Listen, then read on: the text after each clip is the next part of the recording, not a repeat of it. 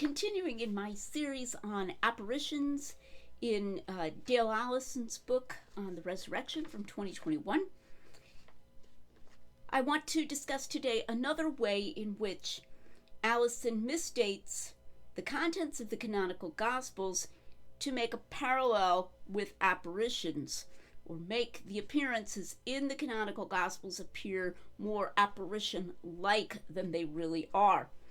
So these are the areas where he says that Jesus does not approach in the post-Easter narratives and that he cannot be followed, and ignores counterexamples to these generalizations.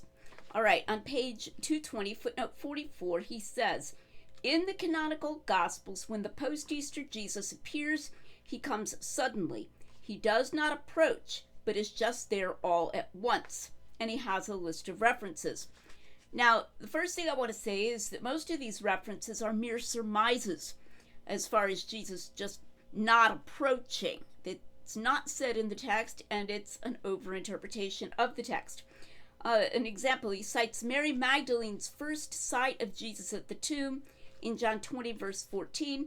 She's been talking to the men in white looking into the tomb, and then it says that she turns around and sees Jesus. So since the text explicitly says that she was looking in another direction and then sees Jesus when she turns around, it's a stretch to take this as asserting that he does not approach, as if he just materialized. Similarly, John 21:4, Jesus on the shore of the Sea of Galilee, it says early in the morning, Jesus stood on the shore. Early in the morning, Jesus stood on the shore.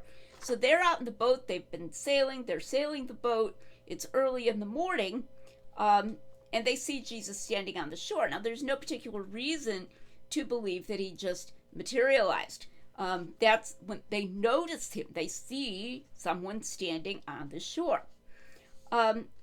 Matthew 28:9 says of the women, as they're leaving the tomb after seeing an angel there, they're going to tell the disciples, it says, and behold, Jesus met them.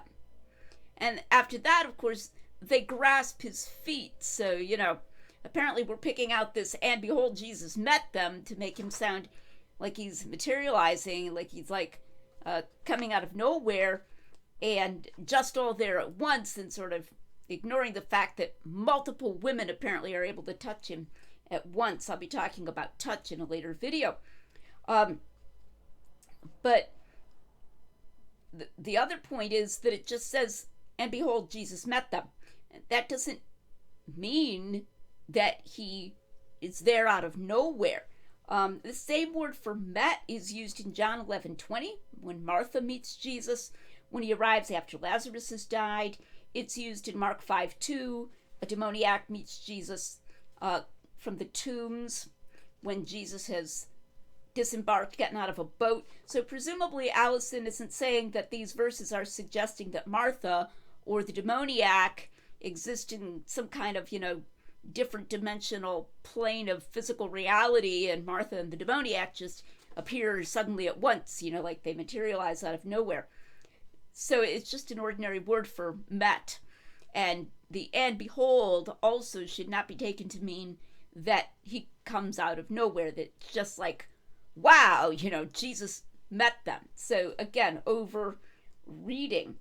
In fact, the only instances that Allison lists where there's any suggestion of something uncanny about Jesus' initial appearance after his resurrection are in the descriptions of the times when they're in the upper room. One in John, one in Luke. For that first meeting, probably the same meeting, it emphasizes that the door is closed. And then there's another meeting in John where they're in the same place and the door is closed. This often does get emphasized. There's often much to do about this. Ooh, we can walk through walls. But I would just note here, as I often say about that presumably in the story where Jesus walks on the water and comes to the disciples when they're in the boat in the middle of a storm, we aren't required to think that he walked all the way there across the waves. So, Jesus is spoken of as miraculous even before his death. And so if he could, just be there walking on the waves near the boat without that meaning that he didn't have a real body before he died, presumably he could be there in the room after he died. That's a digression. In any event, even for these references that I've already gone over, Allison portrays as a constant trend in the post-resurrection Jesus, something that can be asserted with any plausibility at all, only of a minority of texts. The others are overreadings, and they say he met them or something like that. Or Mary turned around and saw Jesus doesn't mean he appeared out of nowhere. But it's much worse than that. Allison gives the very strong impression that this is a general tendency of the post-resurrection Jesus and ignores distinct and explicit counterexamples to the generalization that Jesus does not approach. There are places, in other words, where we're explicitly told that he does approach. And I think that's very misleading to give this big long list of references and make this strong statement in the canonical Gospels. When the post-Easter Jesus appears, he comes suddenly, he does not approach. But it's just there all at once when there are actual counterexamples to this. In Luke 24:15, speaking of the Emmaus Road, it says that while the two on the Emmaus Road were talking with each other, Jesus drew near and went with them. So here, not only is he able to walk with them, across a space, literally walking on the road with them, but he drew near, definitely saying that he approaches. It's the same term used in Acts 21:33 when Roman soldiers come up and rescue Paul from a rioting mob.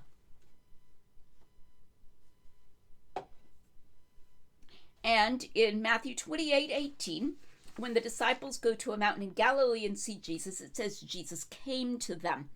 It's not the same word as in Luke 24:15. That is, he drew near. That's that one. But this is came to them. Here the term used is the same one that's used for a leper coming to Jesus to ask for healing in Matthew 8:2 and other places where someone approaches Jesus during his ministry to ask him a question or make a request or whatever. So these are direct counterexamples to the claim that the post-resurrection Jesus does not approach. I would note, too, that in both of those examples, it's out of doors, and it's not explicitly said to be early in the morning or something like that, so there would be an opportunity to see Jesus approaching from somewhat of a distance. Okay, another overgeneralization. Allison says, unlike the pre-Easter Jesus, who often walks away and can be followed, no one follows the post-Easter Jesus when he exits. So there's a relevant counterexample here. Whether it says he's exiting or not, I mean, maybe he is. Maybe he's in the scene I'm about to mention. Maybe he's walking away with just Peter and the beloved disciple, away from the rest of the disciples. But certainly Jesus is being followed. So this is in John 21, in the scene, which of course is counter to the apparition theory already, because it takes place over some time. It involves Jesus having a lit fire, having breakfast with them, and so forth. Okay, so Jesus appears to predict martyrdom for Peter, and then he says, "Follow me." All right, well, maybe that's just a metaphor, but then it says, Peter turned and saw the disciple Jesus loved following them. So apparently, following them, plural. So apparently when Jesus says to Peter, "Follow me," there's actually movement. They actually get up and walk, okay? And so it's not just a metaphor. They start walking, and the beloved disciple follows them. And this occasions Peter's somewhat nosy question about Jesus' predictions concerning the beloved disciple, and Jesus kind of refuses to answer that, says, "What is it to you if it's my will that he would remain until I come?" So this is a counterexample to the statement that no one follows the post-Easter Jesus when he exits. He's apparently walking away from the rest of the group with Peter after saying to Peter, "Follow me." And then Peter turns around and notices that the beloved disciple, he hasn't been told, apparently, "Hey, you also follow me." I don't know, maybe Peter's like, "Hey, why is he following?" But the point is, it's a counterexample.